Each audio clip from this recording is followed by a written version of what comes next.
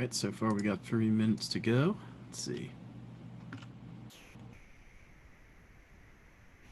No, no, okay, you're good. You're good. We're doing these at 6:30 now. The first day was kind of an exception.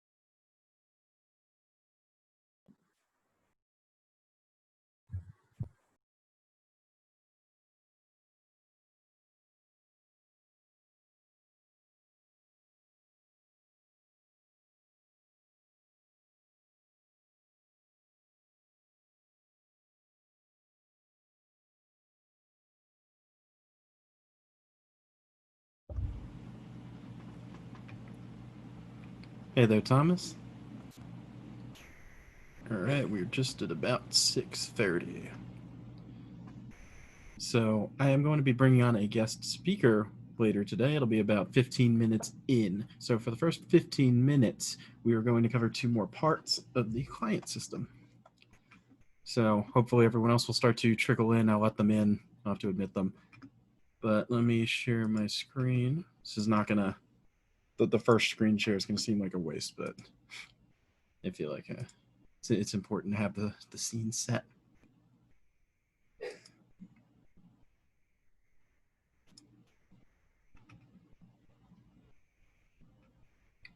All right, so this is authentic positioning day 2. We're going to be covering, or I'm going to be covering leads and interest up front.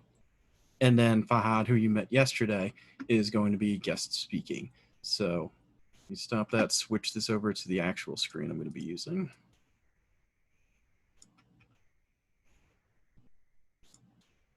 All right, come on, whiteboard. You can do it.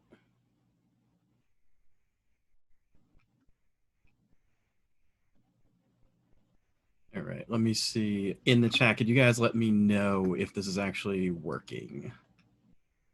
Working. All right, sweet. So today we're going to be covering, type this out for you because my handwriting is atrocious. Leads and interest. So out of the system we have so far, we have confidence, which we covered yesterday. The L is for leads. And then the I, and then the I is for interest. So this is where we're going to be covering more about how to actually get the leads, what you're going to want to talk about, what you want to do, say. We're going to get a little more tactical on my end. So let's figure out how the whiteboard app works. So let's just make sure we're all on the same page here too. So when I'm talking about leads, I'm just talking about, I don't care how you get them. I'm just talking about any person that comes into your list, into your world, into your anything, right? So this could be a potential client, but doesn't matter where it came from. So you might get them from Instagram, right? That's possible. LinkedIn. This is just also to broaden your horizons. So you could get new clients from LinkedIn, cold email, e-zine sites. Like if you're going to write for like an article blog site, providing value. My handwriting's not great, so just listen to what I say more than what I'm writing. There's a million different ways to get clients into your net, but the question is, where do you get them? Okay, that all comes from these different leads. So what you might call these, if you were thinking of a funnel, you might call it like a lead magnet, which is pretty much in the funnel world. That'd be like a free ebook, like a PDF. And you would give that to someone in exchange for their, that's a horrible person, in exchange for their email. So that would be one way to get them into your circle of influence. But when it comes to trying to attract clients, let people know that you exist, there's a million other ways to do it. So I'm going to cover a few of the strongest ones, and they all rely on interest, right? Interest and attention. That's a big one. So if you know the AIDA formula, AIDA, attention is a big one. Interest is a big one. Obviously, decision and action are important too. But if you don't get the attention first from these kinds of sites, these kinds of places, you're out of luck because it's tough to get the interest going. So, how do I move this again? I might have to just keep erasing this or something. But either way, we're going to cover the leads first. So out of all of these different places, think about who you want to attract and what business your client is in. So who and where and what. I know it's generic, who, what, where, when, why, whatever, but these are the three that we need. Because the who is going to determine who you personally are going for as a client, which is separate from who your client is going for. So if this is you and you're trying to attract a client to you, you have to realize that what they're trying to do is attract a separate client entirely to them, which means that there's a level of competence that you need to have when it comes to understanding what they want to attract, but also when it comes to understanding how you attract them. It's two different games, but it's also linear. So you have to start with step one and attract the client before you can go to step two, which is the copywriting and all the fun stuff where you're expected to know his client. Totally different game. So you start with the who. So let's say that you want to go after a supplement company, right? You want to write for a big supplement company like, what is it, Green Valley or BioTrust or any of those guys. You would need to first know, okay, where do they hang out? How can I reach them? Who's in charge? Who's the decision maker? So let's type this out. I hate this thing sometimes. So you need to know the decision maker, so the person that can actually say yes to bringing you on. You need to know, do they even need your services? Do they even know what your services are? Because a prime example of that is there's a lot of times where people will reach out and they'll say, hey, can you write a blog? Can you write like content posts? And then you have to tell them, hey, wait, no, I do something entirely different. Maybe you set up funnels, maybe you're a copywriter, maybe you do something else. There we go. But no matter what you do, if your client doesn't understand what you do, you have to go through the whole rigmarole of explaining it to them.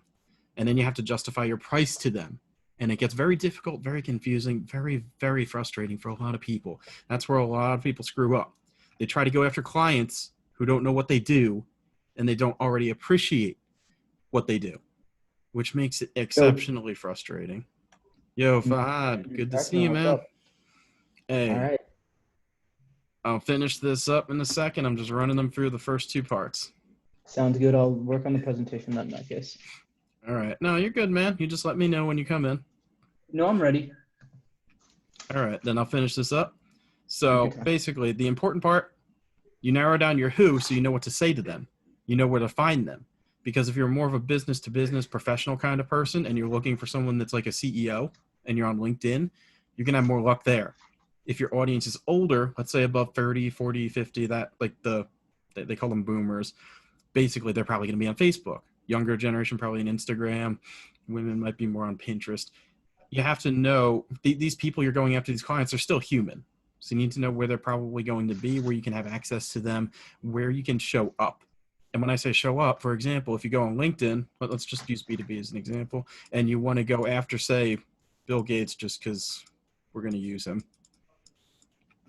If you know where he's hanging out, if he hangs out like on all his Heck forums or something, and you're always there and you're always posting, running out of space.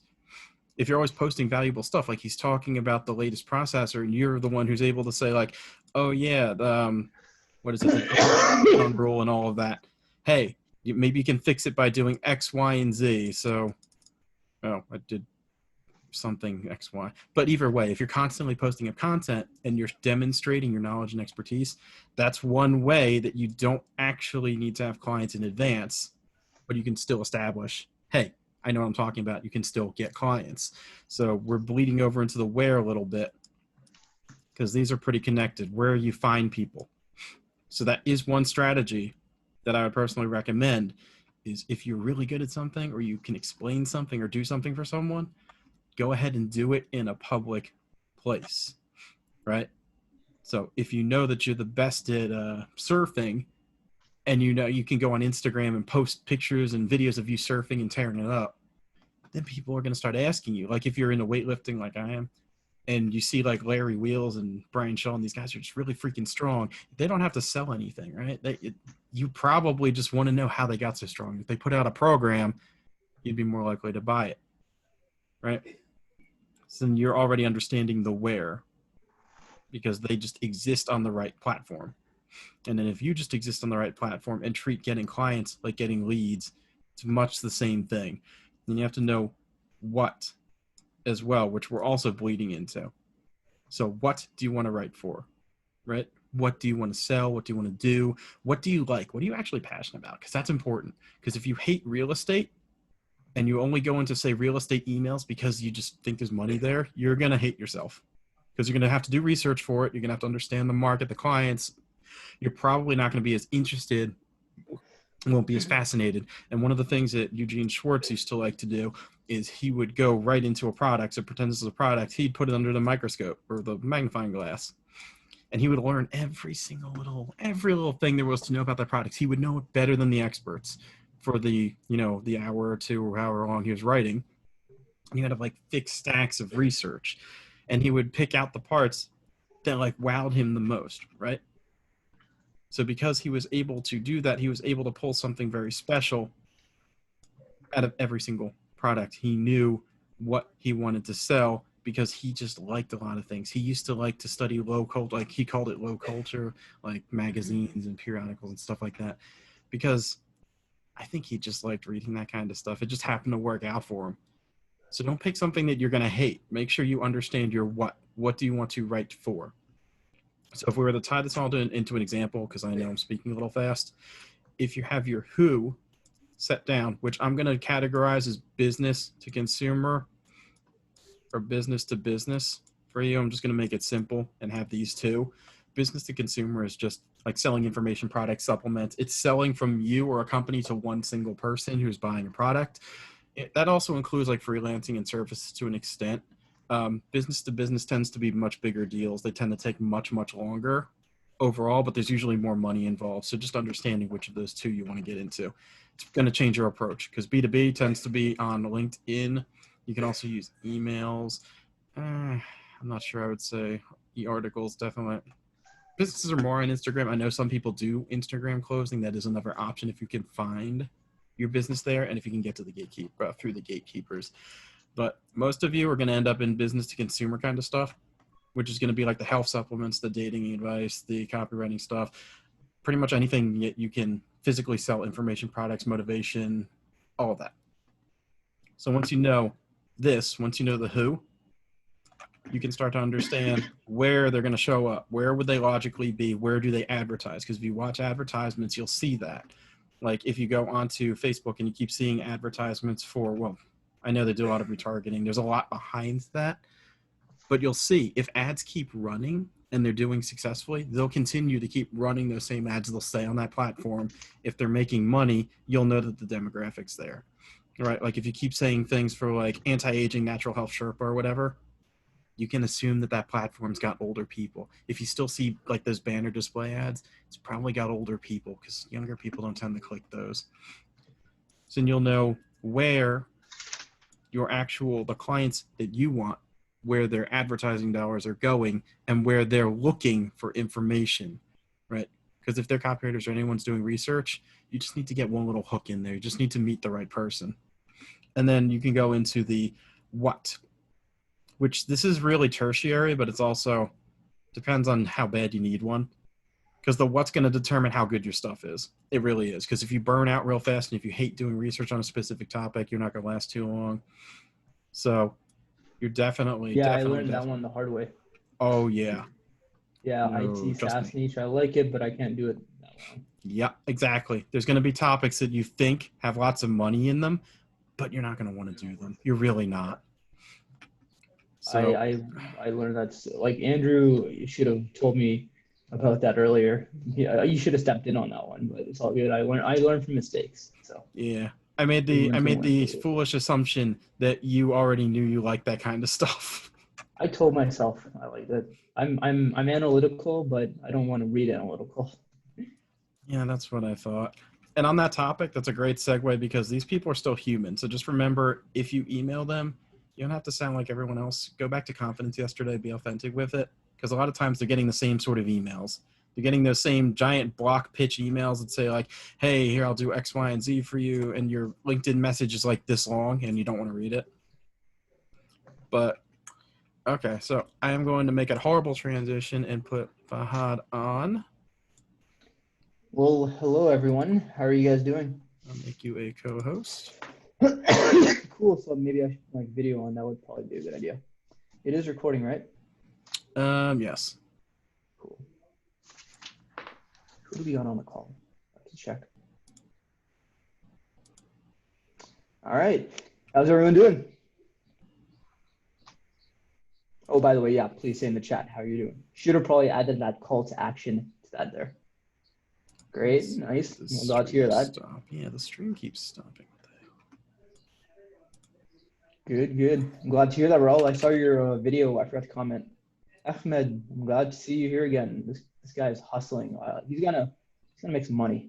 I want to see that happen. Keep hustling, man. But anyways, I'm glad to see everyone's doing well. What else we got here? Okay, Thomas, how are you doing, man? If you don't want to chime in, that's totally fine. But just we see you here. Cool, no worries. It's all good. So, guys, welcome to the live. I am excited for today. Oh, great, Thomas. I'm glad to hear that, man. I am glad to hear you're doing great. Feel free to come on camera anytime, right? Safe space here. We are all friends. Now, welcome.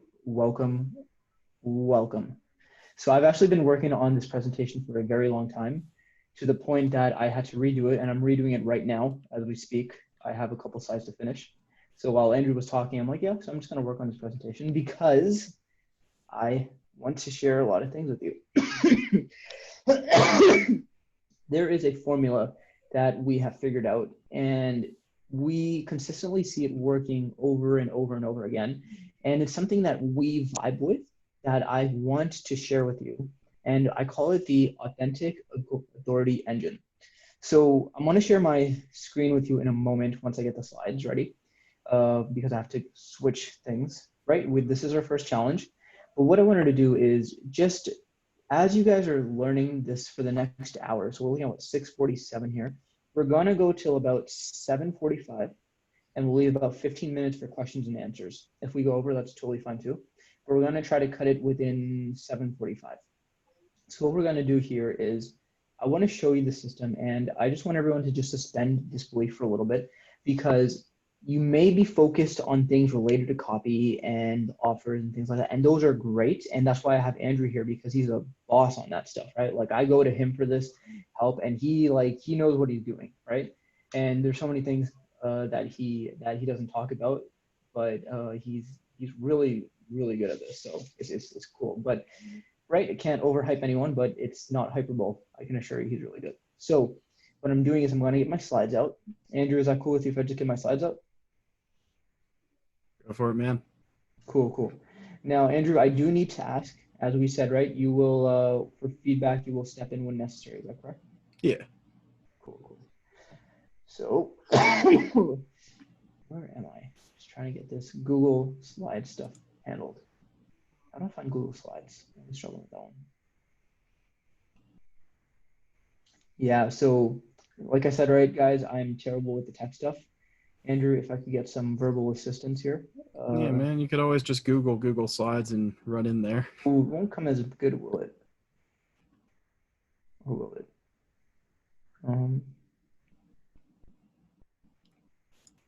Yeah, it's usually the way I do Found it. Yeah, I found it.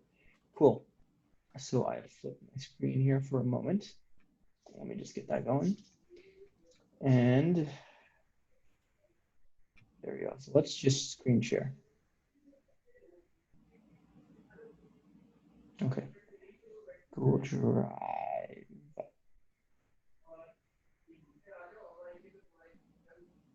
Oh, that's pretty cool. You can connect it. I'm not going to do that. We got some neat tech stuff going on here. Yeah. Like I said, right, we are a little bit new to this, but for next time. Okay. There we go. I can see myself drinking. Okay. Do you see my screen?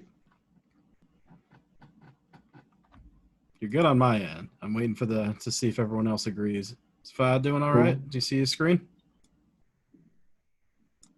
All right, perfect. We got some yeses. We got yes. So I'm gonna need you to read the comments and stuff, because I'm looking at my screen and not the Zoom call. So I got you. Cool. Like Give last and take, time, right? man. Now you don't see me. You just see my screen, right? Ooh. I see the whole little sidebar panel, but nope. It looks like it's just your screen. Cool. That's perfect. So in that case, what I'm going to do is we're going to go through this in a moment. Perfect. That's pretty cool. So what I got here is what I call the Authentic Authority Engine. Now, before I just get into it, does anyone have any feedback? And obviously, Andrew, you'll have to read the comments. Does anyone think they know what this is about, just before I get into it?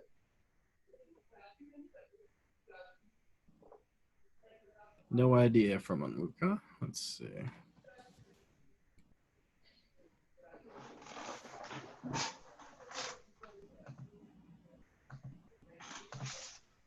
I know this one can be a bit of a head scratcher when you're just looking at it. Ahmed, Good. I don't know. Yep. Good. I were in the audience, man, I wouldn't know either, so you're good. Perfect. Because this is, like I said, right, this is something me and Andrew have come up with recently. So I don't think you've seen this before, because Thomas, we figured this out. Yeah, and I like that, because now we can really get into some real things. So that being said, as you can see, I'm editing this as we are going along. Now, just give me 1 sec. I had to add one more image, and then we can get started. And sorry, guys. Right, like I said, we'll be a bit more organized for next call, first challenge. But that's why you guys get it free. And yeah, because stuff goes wrong and stuff happens, and we make mistakes. And... Yeah, and me and Andrew are serious that we will look into charging for this, because once they get some feedback. But you know what? I think there we go. Okay, cool. I think we're good now. Setting this here. And perfect. Okay. So everyone, let's get into the Authentic Authority Engine. So this is my system that I like to use, known as the Authentic Authority Engine. This is the factors that I have found that work very well in terms of when I am persuading people verbally, on a call, in person, text, on Instagram stories, on short posts, And I literally see this work almost every time. Like, I mean, when I say every time, I don't mean like I convert 100% of people into engagement. What I mean is I see engagement responses are in effect to an extent that I'm getting messages, I'm getting responses, people are reaching out to me. And it is really interesting because we are going to get into story time. So, oh, look at that. I didn't even put presenter mode. How do I go into, oops. Yeah, like I said, this is Yeah, really there's like a little square picture with the little play button in the top right somewhere. comments. Yeah, There we let go. me move this and see if I can see it on your screen. Oh wait, yeah, you're on the phone. It's probably the three dots or something. Yeah. Yeah, that was that. There you go. See, this is like really low key.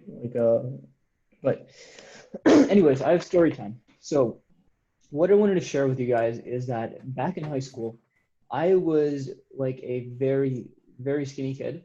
And I was about 125 pounds. Now I'm like maybe like 150, 160. I don't really know. I will show you guys a picture at the end.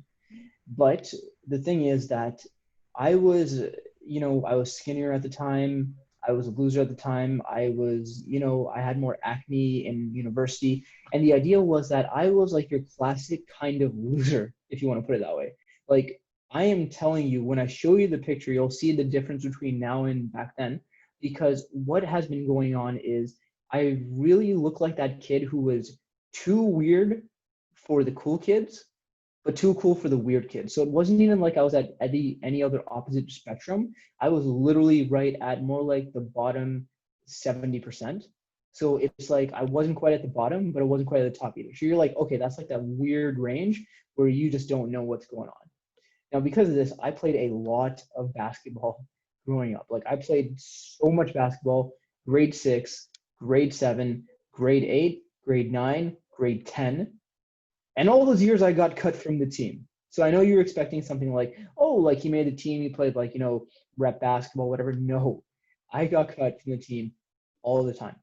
It wasn't until grade 11 when I tried out for the grade 11 basketball team that I made the team. And what happened was I actually got cut before I made the team. Now you're probably like, wait, Fahad, wait, didn't you just tell us like you made the team? And I'm like, yes, I did make the team. What happened was I went to the tryouts and all that happened was I put so much effort into that tryout. I literally gave it every ounce of effort I gave, and to the point that I cramped during the tryouts, and I still got up. I'm like, nope, I trained all year for this. I'm gonna make it, and I still kept going. So what happened was after I went to see the list at the next day or a couple days after, and I was expecting to see my name by this point. I'm like, you know what? This year I'm gonna make the team, and I didn't make the team. But this what happened was I couldn't accept it. I was not happy, so I went to my librarian, and you're like, wait, what? Your librarian? Why do you go to librarian? The librarian was the coach of our team, right? The actual coach of our team. He changed the year to year, so it became the librarian. So I go to his office and I talk to him and I tell him what's going on. And I'm like, and you could see the like regret on my face or sadness on my face. And he's like, like I could tell he was kind of sad. Like he's like, he saw like how bad I wanted it. But he's like, like just come to the practice. How about that? I'm like, okay, fine, we'll do that. And I just hustled and hustled on that practice like crazy. Like I literally gave everything, even though I wasn't on the team. I was just like, I just kind of want to be in this environment.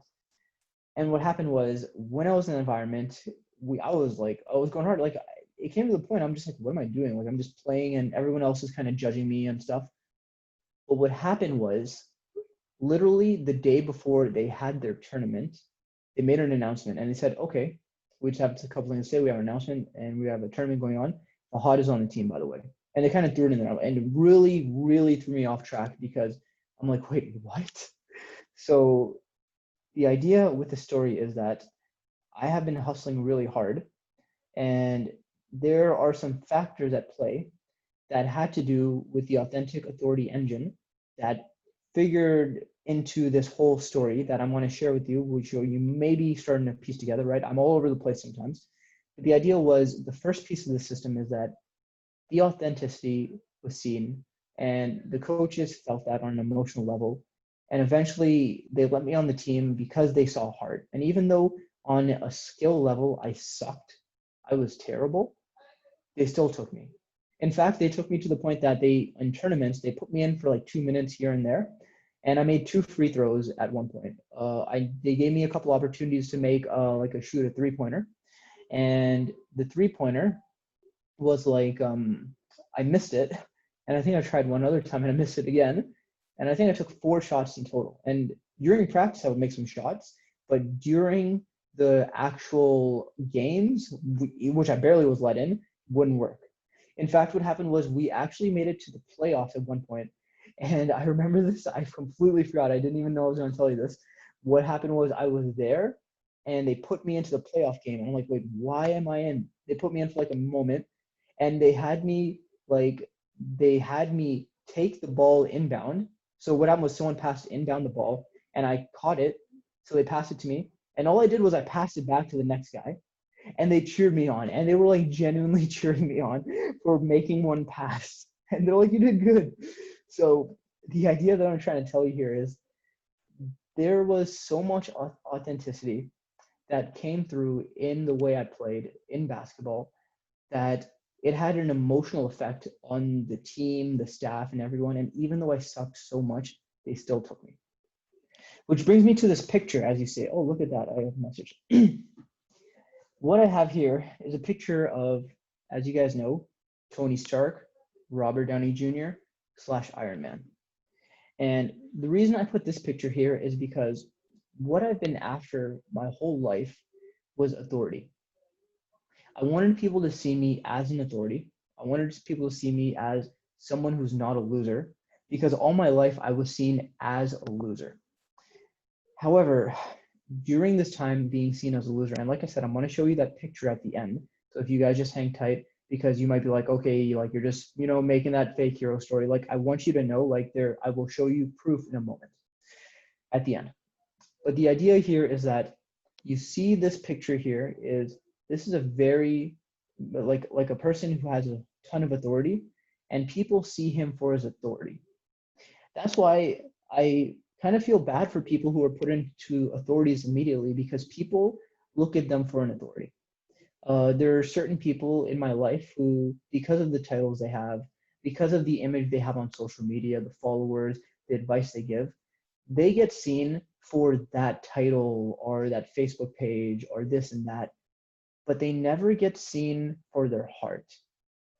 They get seen for who people perceive them to be as, not who they actually see them to be as. And that's why I'm really big on the authentic authority engine, because authenticity is something people saw in me to an extent. Not everyone sees it in me. Not everyone saw it in me, but people saw it in me before I gained some form of authority, right? I'm not going to say I'm the highest authority. Obviously, no one is. However, I have gained a decent amount of authority that has been given to me by God. And I say this because the people around me who have never met me before this started taking place, they treat me differently and they have never seen the struggle I went through. The people before this went down have seen the struggle I went through. Andrew is also one of those people, which is why I'm so glad I'm hosting this with him, because I met him at CIB. Sorry, whoa, I don't think I'm supposed to say that. I met him at a certain California event at a dinner. Freudian slip, I think what happened there. I met him at a dinner in California, and I sensed authenticity in him. He was, I could tell he was very just real and speaking from the heart. And actually, he was trying to say something. I remember seeing this happen, and he was speaking. He was saying his voice was he was saying, "Hey, sorry, I have a very a tired voice or something." And everyone in the room's like, "Wait, what? You have the most strongest voice presence we've ever seen." And we're seeing this go down. And the idea is, I sense that Andrew had so much authenticity that he didn't even realize the amount of authority that he had in the room. But everyone else saw it. And then what happened was he literally, I remember he couldn't speak.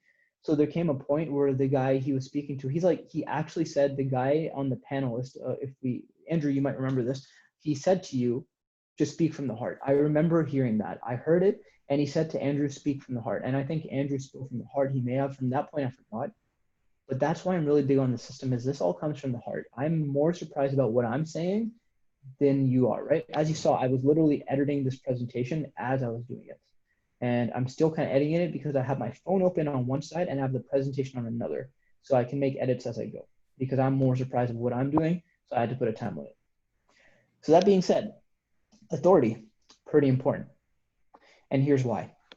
Well, let's get to the next slide. So you have these two people here, and that is Ryan Gosling and George Clooney. On the other side, we have here, one is fictional and one is not real. One is real. Whoa, one is not. I guess you could say both are kind of not real, right, Andrew? But you have the Orange Man, and then you have Barney Stinson. So you have Ryan Gosling and George Clooney, and then you have the Orange Man and Barney Stinson. Now, let's put aside all your copywriting strategies and everything you know, and just think about for a second to yourself. Don't answer me. Don't even answer in the chat. Just think about from yourself. Who would you rather buy from? Who would you rather be okay with giving your credit card to? Who would you be rather okay with? I'm actually hosting a webinar for y'all. Just give me a second. My sister just came in. Sorry. For y'all, just hang on. I'll be a bit. Right, Raul. Thank you. I'm seeing, man. I'm glad you were here for the time you were, though. Thank you. So the idea here is that we have, sorry, did Raul have to step out? Yeah, he had to step out. It's all good. It's all good. Raul, if you see this on recording, it was nice to have you. Just watch the recording. I think you'll like it. The idea here is that you have two people that you would be concerned about buying from and two people that you would be confident about buying from. And for everyone, those answers are different, but I have a feeling I know which answer you have. Therefore, because of that, I want you to realize how important authority is. Authority is the engine, and this is what I wanted to get into quickly. I'm all over the place, right? I'm actually I'll have to change off the order of the slides right now. Is that the engine here comes down to this. It comes down to authority, then it comes down to positioning, and then it comes down to, I can't find it. Oops. It comes from authority, then authenticity, and then positioning. So let me just explain that briefly. Authority comes down to the person you are. Authenticity is from your heart. And the positioning is how you are perceived on a platform, whether it's Instagram, Facebook, LinkedIn, unfortunately TikTok, the new one, and really even just locally, right? You might be seen in a certain way. And this is really dangerous because a lot of people, once they get the high positioning going, the authority and the authenticity can be skewed. They can be perceived very differently. And this is why if the first two aren't done properly, the third one can do a lot of damage. Unfortunately, we all know a certain Kardashian who has a lot of, presence online, and we all know the name, and their positioning has been set so high on a platform basis that their authority and authenticity can be manipulated in a fashion that you have no idea what to believe. And I think that's really dangerous. I'm going to go back for a moment because we're getting a bit logical, which brings me to the next slide, which is emotional to logical. The idea with this system is that you want to go from being emotional to logical. Now, I don't mean being emotional like losing control of your emotions. Don't get me wrong. I mean, you want to have an emotional impact on your audience, and then you want to get logical after. You want to make an emotional impact, and you want to treat them as such that they can feel what's going on, they can feel the authority, they can feel the authenticity, and they can feel the positioning, right? Because that was the engine. However, the problem with this here is the emotions can get so skewed that they can do things that they don't want to do, they shouldn't do, maybe they should, they shouldn't, who knows, right? This is why this class is so important to me, because I have seen people get manipulated like crazy. I have seen women get manipulated. I have seen men get manipulated. I have seen family get manipulated. I have seen people on the news get manipulated. We all know what I'm talking about right now. And it's scary because as a marketer, it's as you can see, right? I just got a message, someone saying something like that. was the idea is when you realize the power of emotions and you can do things, you could either be like a knife and you could either twist a knife and do things to people that are bad, or you could do things that help them and benefit them. The message I just got from that friend that you saw there, I did not plan that, was someone I look up to very highly. And I've been starting to have an emotional impact on him as he has on me. And I say that because I think about Apple and Steve Jobs. And Steve Jobs is concerning because his positioning is set so high and he has passed away, right? So I don't want to say bad about a dead man. But the idea is people look up to him like and say Steve Jobs is this and that, and there's many other people like him. But when you go behind the scenes, you will hear stories from his colleagues saying certain things. And if you do the research yourself, right, you'll find out stories, right? I'm not going to dig into this. But the idea that I have is that I have to edit the presentation is I have a motto. And the motto is this: people over paper. People over paper. I'm really big on that motto because you could do whatever you want with money. When you are a marketer, you know a lot of things. You know all the strategies. You know, the things you could do with the skills that you have is dangerous, right? And that's why I am not getting into skills right now, because if you are able to use those skills and manipulate people, you could do a number on people. You could short circuit their brains. I've seen this happen over and over again. I have so many things that I can't even tell you right now because it would be so emotionally overwhelming.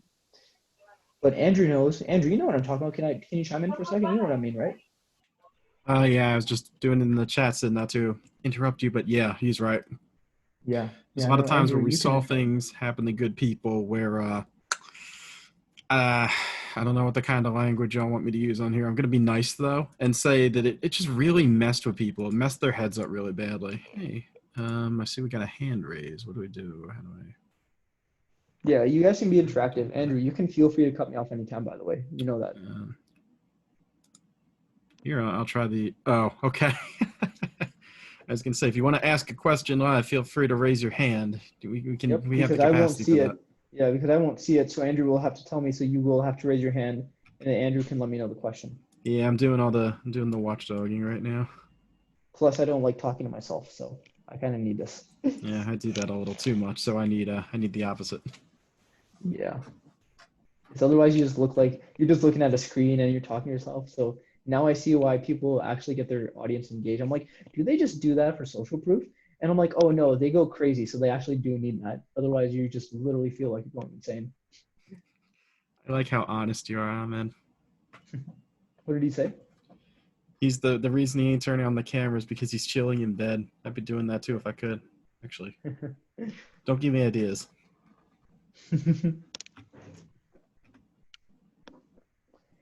So, Andrew, you want to chime in or should I go on?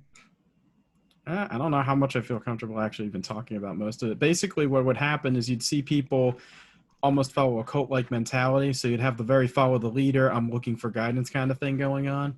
And it would be to the point where eventually the leader hits a point where they just stop actually helping and they don't know how to manage all the authority, and it becomes a problem because then suddenly you end up with a lot of people paying for things that they really can't afford, going crazy, all sorts of nutso stuff.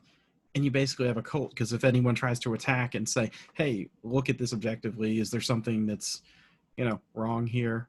Are you really getting the value? Are we really, is this the right thing to be doing? They'll defend the crap out of that person. And it becomes a very mob mentality. There's a lot of psychology behind it. I'm just basically here to say that it's dangerous. Yeah. And I'm glad you said that because, Andrew, now that you said that, I have an idea. So we have a bit of time. I actually have only 2 slides to show you. So here's what I'm going to do. I'm going to show you these 2 slides, and then we're going to discuss. But when I say discuss, I mean me and Andrew are going to chat like a podcast style, and we're going to talk about our stories what we've seen here, right? Now that I've set the stage for you guys, I'm gonna get you to show you the mindset rules. I've set 3 rules right now, and then I'll show you the number 1 law of persuasion. After that, me and Andrew are going to discuss our stories of that cult-like stuff without naming names. If we need to name names, I don't know. I have no idea what's going on, but what we will say is that we are going to talk about this because I think it's for discussion. So let's talk mindset. So the mindset here, yeah, and like I said, Andrew, I'm changing like every moment because I'm going with the flow right now. And the big thing with this authenticity is that I'm going with the flow because sometimes you're like, oh, I see that going there, I see this going here. So mixing it up is always good. So let's talk mindset, everyone. So mindset is, first of all, we want to over deliver. I look for a 10-to-1 ratio at least when I try to over deliver. And I recently learned this, and it's taken me some time to get there. But when you just try to take, you are okay at first. It's okay to take it first, right? Sometimes you got to help yourself before you help others. But when you feel that you're kind of in flow state and you're doing really well, the sense of guilt that you get from just taking is a lot.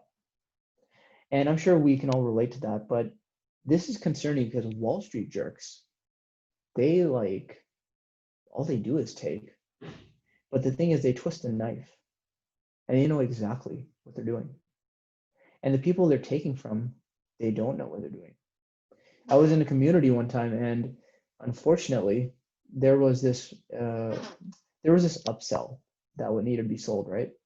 And there were a lot of big promises made, right? After a certain amount of weeks, there was me and Andrew went through this training. It was the first time around, and what happened was, Andrew, you know which one I'm talking about, right? Yeah, I know exactly what you're talking about. You don't even have to say Yeah, it. yeah. So what happened was we went through this training, and after a certain amount of weeks, what happened was we were looking for the upsell, right? Because we were marketers, right? There's always an upsell. That's fine. I understand that part. But I remember seeing a comment from someone who I thought was going to join the upsell, and they didn't for like a few weeks. I'm like, oh, maybe they didn't see the value or something. And then they made this post in the group, and I can't get the post out because it's gone, right? Like I'm not in the group anymore. Neither is Andrew. But this person posted saying, I had to twist my brother's knife to get into this group, and I was very concerned when I read that.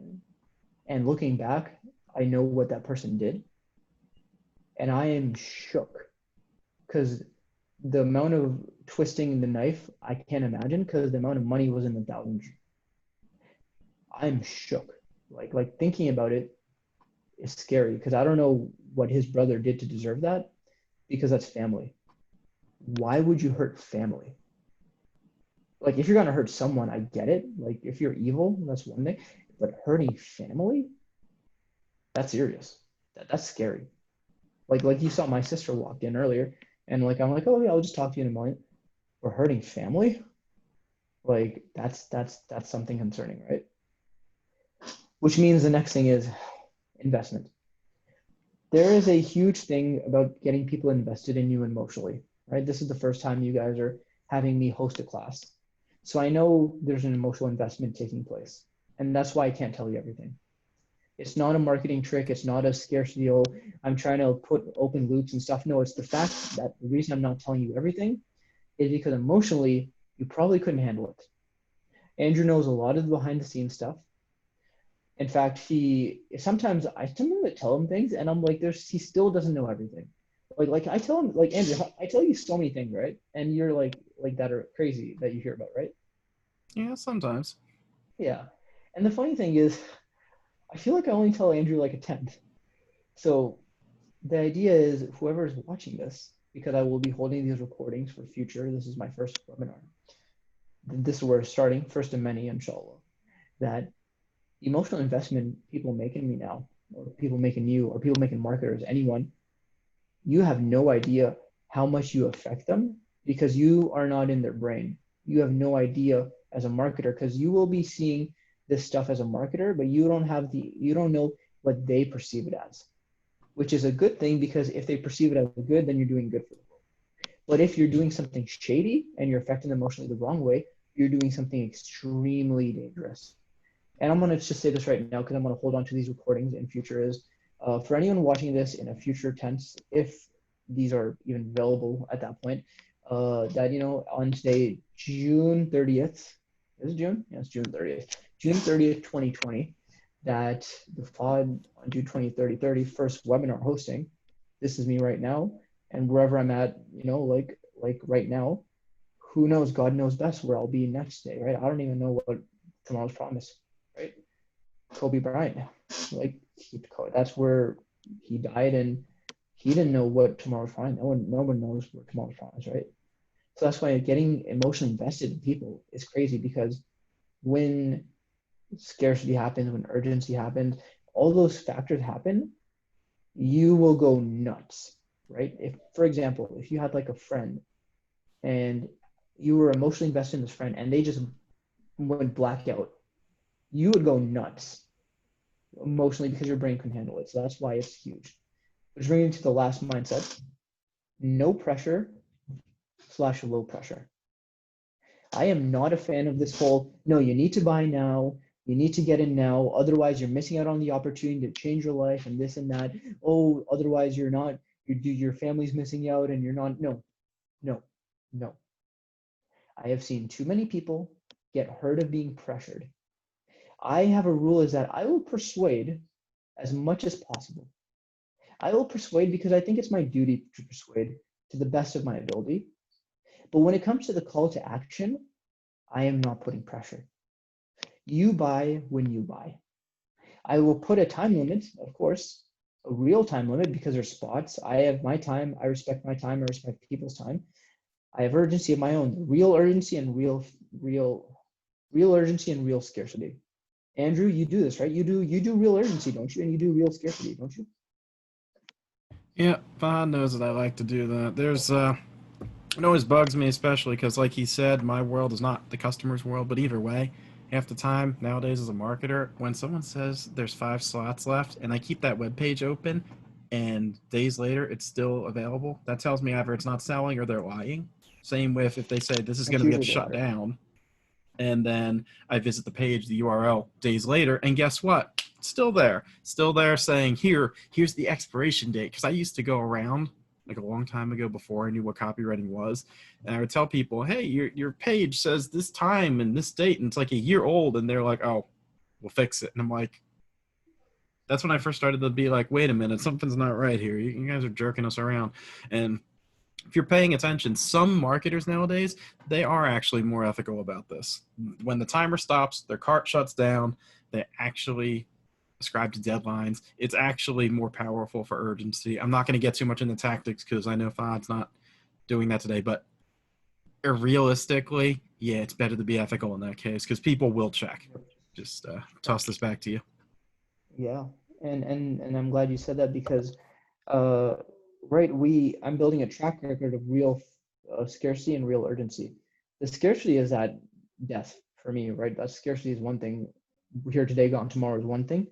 Another scarcity is time, right? I have so many projects that I need to work on that I don't know how long I'm going to be doing copywriting for. I don't know how long I'm going to be leading a team for. I have so many things going on that every day is a new day at this point, right? I need structure, but life's going way faster because I have the skill of persuasion and my mission in life to me. So that's why I say to people, if you're not ready, just come to me when you're ready. I always keep a door open for people that deserve it. And not deserve. I forgot to say, no pressure / low pressure. I persuade so that they are emotionally invested and they know it's there. But the no pressure / low pressure is there for a reason. And what I mean by that is it's there because I don't know what's going on in their life, right? I had to sign up with a coach last summer. And this coach is a really good friend of mine and Andrew's. I was actually, me and Andrew look up to him really well. He's my client acquisition coach. And I had some mental health issues going on last summer. Very tough time. I always have mental health issues going on, but that's a whole other issue. But I was at a breaking point, so I couldn't sign up with him. I actually had to just pause, like close the program, and I couldn't do it. And I didn't even ask for a refund because like he was so nice. I didn't even like. I was like, I can't do it. he was like, cool. Like, he's just like, I just want to see you win. Like, he was concerned about me, and he was genuinely concerned about me. This was no, it was the most authentic self I had ever seen come through, one of the few. And then what happened was I joined his coaching program a few weeks ago. That's why I'm like rapidly changing so fast, because the coaching is very beneficial. However, he did the no pressure / low pressure. He was okay with it. He played the long game. He knew that people take their time, right?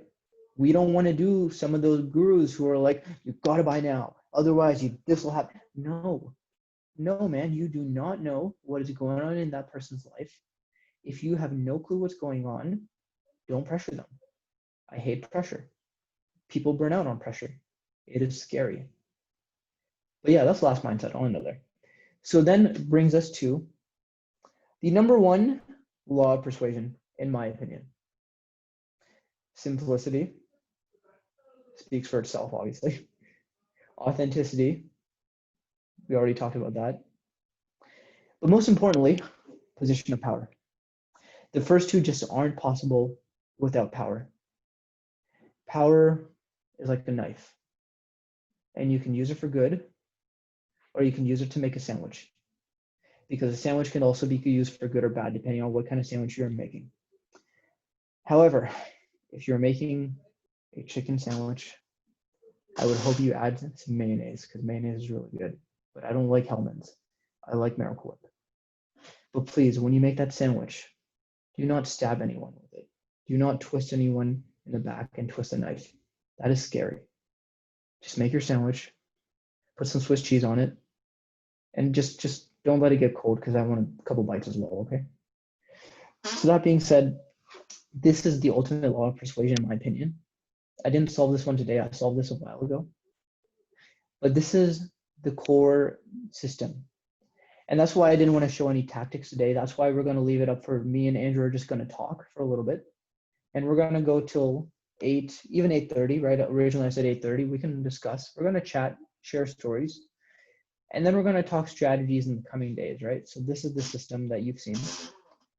This is the system that I've been after my whole life, and I think I figured it out.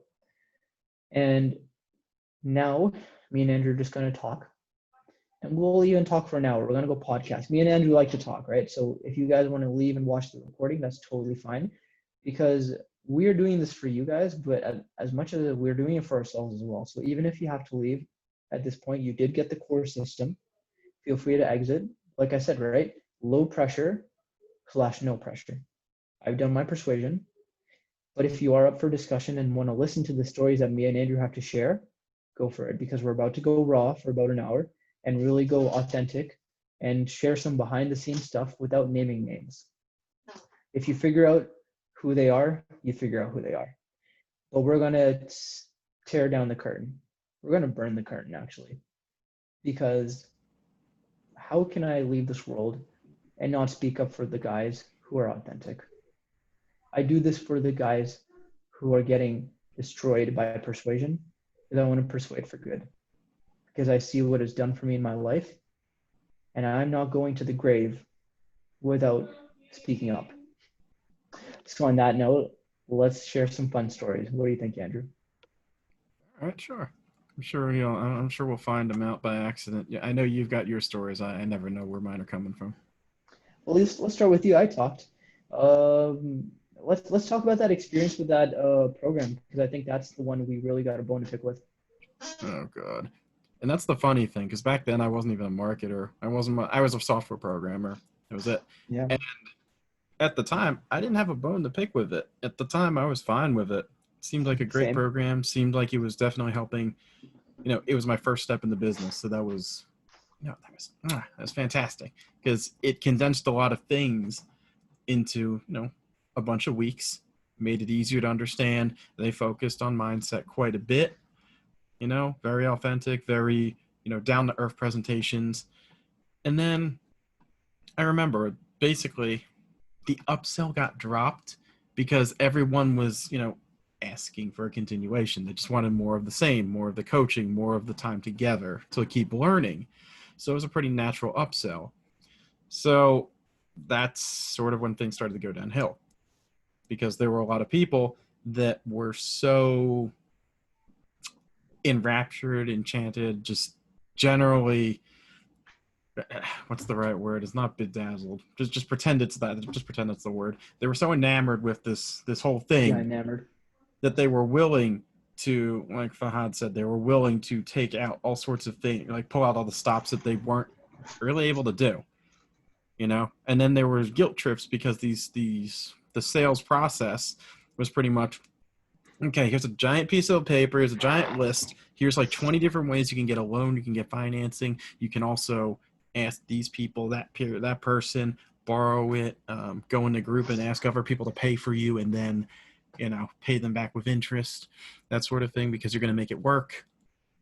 It was very clearly strong persuasion, because people were going around and doing that kind of thing, where they were going around borrowing money they didn't have from people. They were going around guilt tripping, people that were close to them, basically saying, hey, I need this. And we're going to differ just a tiny bit on the opinion here. I don't necessarily think that that's bad if it's all done ethically, if it's done in the sense of, if it doesn't work, you give them their money back, or if it doesn't work, you unscrew them, or your stuff is just so damn good that you make sure that it delivers. But this didn't see it. The way that it was executed was not in line with that. The way that the policies were, and the fact that there was no solid guarantees in the sense of like a cushion, that's what I have the problem with.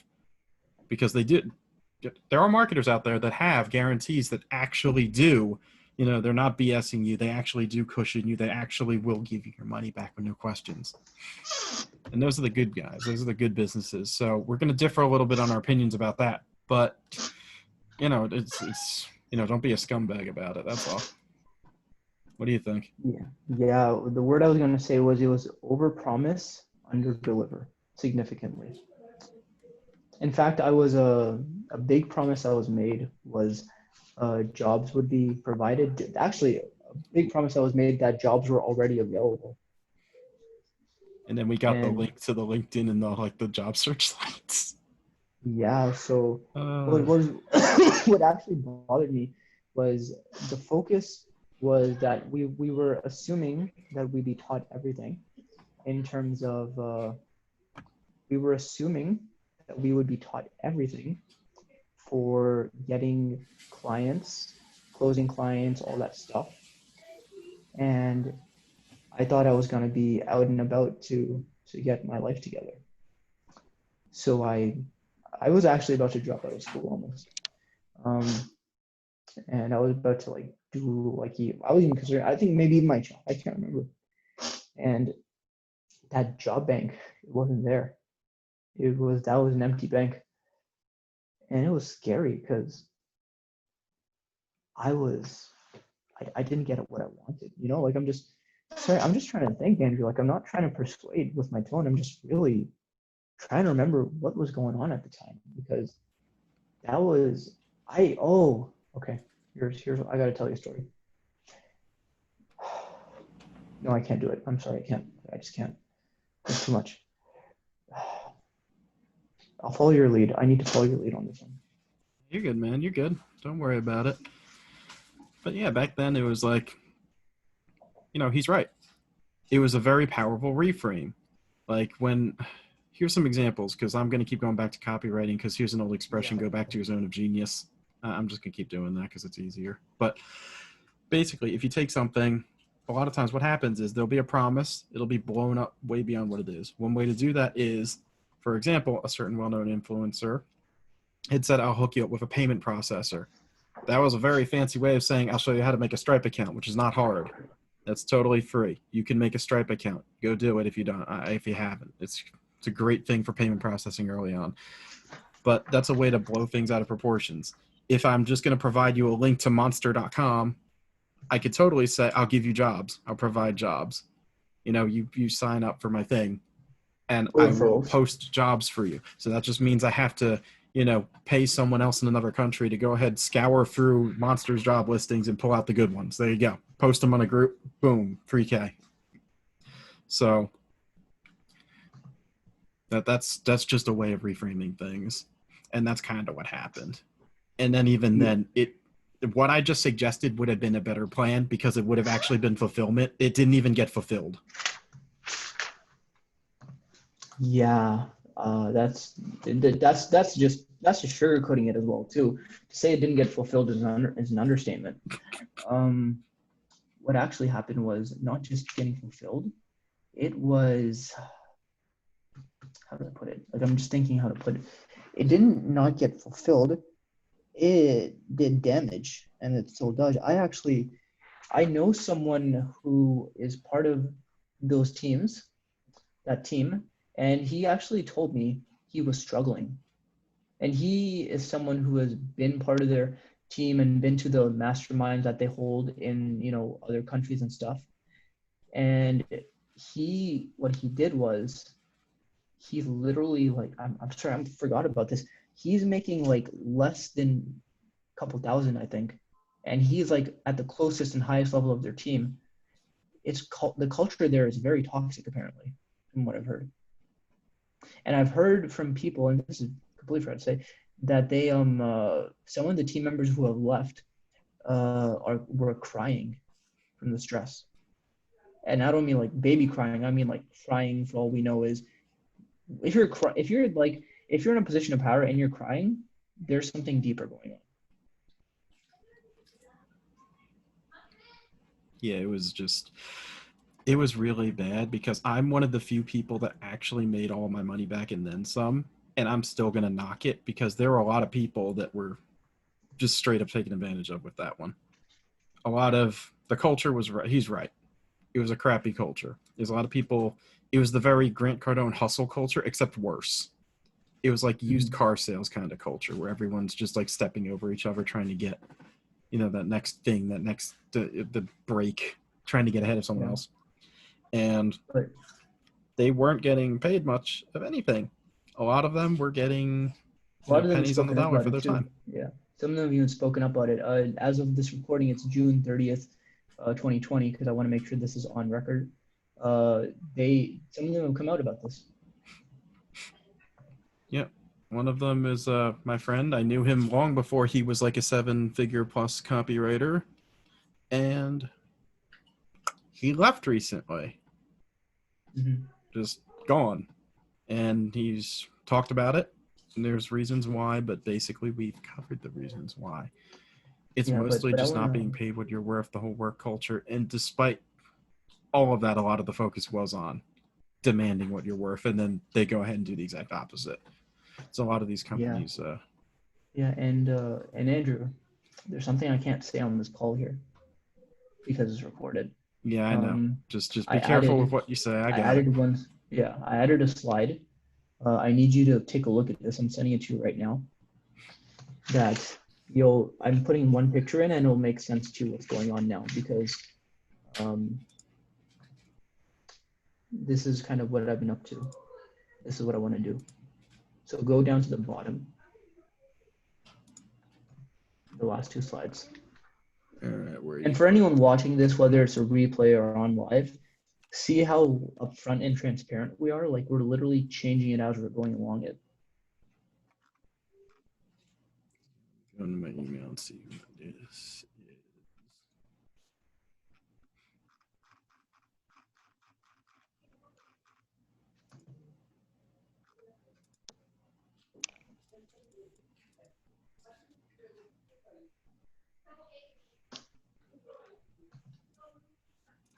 Yeah, this one. Yeah.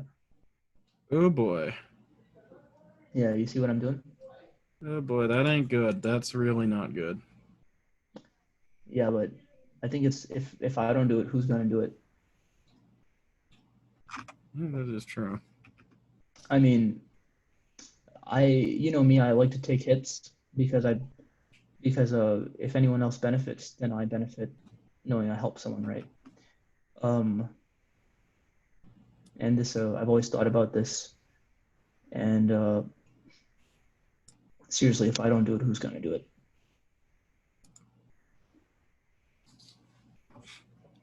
I'm even considering maybe we might even cut this part of the recording out. Maybe, I don't know. I wouldn't for right now. Maybe we'll have some sort of No. live thing that's just totally unrecorded if you gotta. We'll keep it and we'll decide later, right? Yeah. But the thing is, as we have this, I want to record it right now, and for record purposes, so we can make decisions after, because this is long term. This is not overnight. This slide that you saw, but this is in the making, because clearly we're onto something here.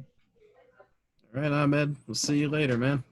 Yeah, it's 1:36 a.m. Jeez. Yeah, you know what? Maybe I think it might be time to end the call in a moment, because I was gonna say 7:45. Yeah, see you on Wicca too. Because yeah, it's getting late for people, especially now, because Yeah, the calls are moved back. let's Andrew, I'll pass it on to you to do the closing statement for this recording, and then we'll end it there. Sure. I don't know what I'm gonna say with that one. Basically, there you go. There's day 2. Authentic authority engine, positioning system, client system, whatever you want to call it. Sure. Yeah, Hopefully you then got let's something say, out of that today. maybe you want to hear your comment. What did you think of today?